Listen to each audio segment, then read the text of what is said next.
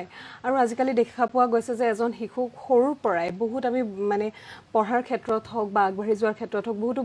বোজা প্ৰদান কৰা হয় এজন শিশুক এই বোজাবিলাকৰ কাৰণে বৃদ্ধি আৰু বিকাশত কিবা বাধা হ'ব পাৰে বুলি আপুনি এজন শিশু বিশেষজ্ঞ হিচাপে ভাবেনে শিশুটিক একচুয়ালি আমি মানে অকল একাডেমিকটো চাব নালাগে বা আমি ধৰক কম্পেয়াৰ কৰিব নালাগে শিশুটিক নিজে আগবাঢ়িব দিব লাগে আৰু শিশুটিক প্ৰথমৰ পৰাই বিভিন্ন ধৰণৰ ফিল্ডছবিলাকত যাতে সিহঁতৰ কিবা টেলেণ্ট আছে নেকি সেইটো চাব লাগে এটা ধৰক মই যদি এটা এক্সাম্পল দিওঁ আমি সৰুৰ সবে স্কুলত পঢ়িছোঁ আমাৰ স্কুলত আমাৰ কিছুমান মোৰ এজন ফ্ৰেণ্ড আছিলে বহুত ভাল তাবলা বজাব পাৰে কিন্তু মই নোৱাৰিছিলোঁ আৰু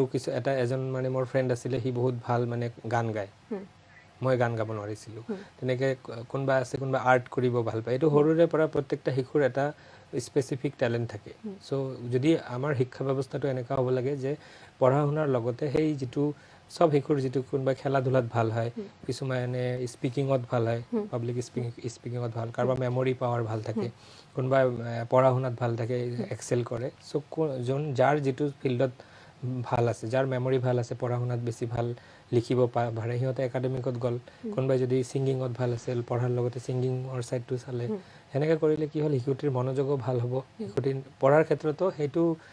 পজিটিভ উইন উইন হ'ব মানে দুই সাইডতে আৰু আজিকালি দেখা পোৱা যায় যে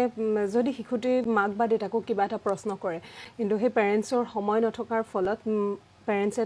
মানে ফোনটো দি পেলাই ব্যস্ত কৰাই থৈ দিয়ে যিটো কুৱেশ্যন সোধে সেই কুৱেশ্যনটোৰ এনচাৰ নাপায় বাচ্চাটোৱে শিশুটোৱে তাৰ ফলত সেই শিশুটোৰ কিবা এই কুৱেশ্যন কৰা মনটোত বা তেনেকুৱা কিবা ক্ষেত্ৰত বাধা বা বিপদ হ'ব পাৰেনে ভৱিষ্যতলৈ এইটো যদি এনেকুৱা কৰে তেতিয়াহ'লে ক্ষতি কৰিব সেইকাৰণে সেইটো কৰিব নালাগিব আমি টাইম দিব লাগিব শিশুটিক আৰু শিশুটিক এংগেজ কৰিব লাগিব বিভিন্ন ধৰণৰ কাম কাজত এতিয়া ধৰি লওক আজি যদি মই এটা মানে কাম দিওঁ পিতৃ মাতৃক যে আজি ধৰক শিশুটোক যদি 6 বছৰৰ ওপৰত হয়তো নিজে পাৰিব যে কি বস্তু আছে ঘৰত কি খেলনা আছে সেইখিনি গোটেই লিষ্ট এটা বনালে তাৰপিছত ধৰি লওক কি মানে আৰ্ট কৰাৰ সামগ্ৰী বা ক্ৰাফ্ট কৰাৰ সামগ্ৰী কি আছে কাৰণ মই শিওৰ যে মেক্সিমাম পেৰেণ্টছে নিজৰ শিশুৰ কাৰণে কমচে কম 20-30টা বস্তু ঘৰত থাকে কিন্তু এইটো বস্তুবিলাক ইয়াতে য'তে ত'তে পৰি থাকে সেইবোৰ যদি এটা জেগাতে ৰাখি দিয়ে আৰু সিহঁতক সদায় মনত পেলাই দিয়ে যে তোমাৰ এইকেইটা বস্তু আছে তুমি যোৱা এতিয়া এইটো মানে নিজকে এংগেজ কৰিব শিকাব লাগিব শিশুবিলাকক অকল নহয় যে মোবাইলত এংগেজ কৰিব পাৰে বেলেগ বস্তুবিলাক ঘৰত অলৰেডি বস্তু চবৰে ঘৰত আছে চ' সেইবিলাকেদি ট্ৰাই কৰিব লাগিব এংগেজ কৰিব লাগিব